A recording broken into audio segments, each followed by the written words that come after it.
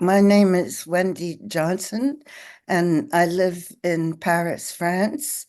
I grew up in Harlem, New York, USA.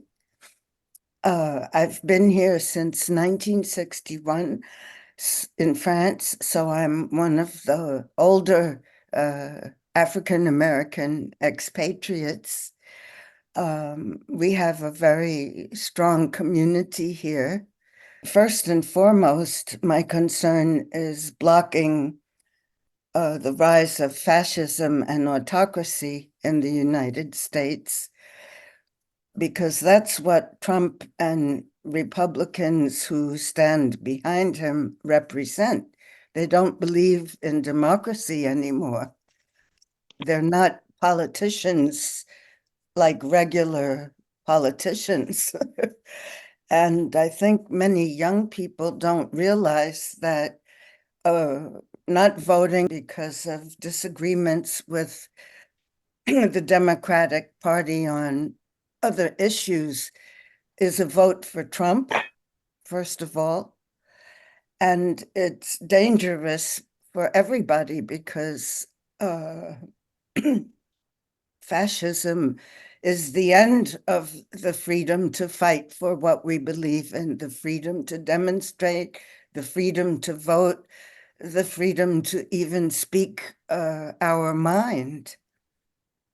And I think this is happening because many young people don't realize what fascism is.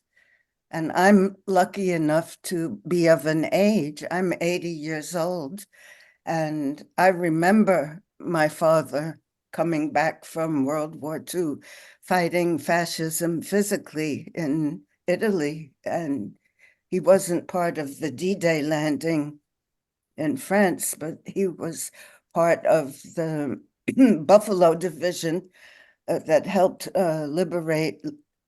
The Buffalo Division was a battalion of African American soldiers who helped liberate Lucca and Pisa in Italy.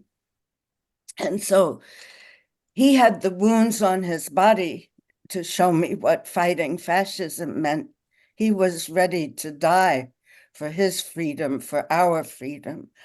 And it may come to that in the United States when I see what's happening with the Supreme Court, how they've just approved that machine gun, assault rifle. So the people who disagree with me are armed and ready to kill me. And I think there's not enough awareness of what's at stake. If we don't know our history, we're condemned to repeat it. It's happening all over, by the way, not just in the United States. In France, there's a rise of the far right, and even in Germany, which was a bastion of protection from the far right, because they do remember what real fascism is. And it's happening in Italy, it's happening in India. So it happened in Brazil with Bolsonaro.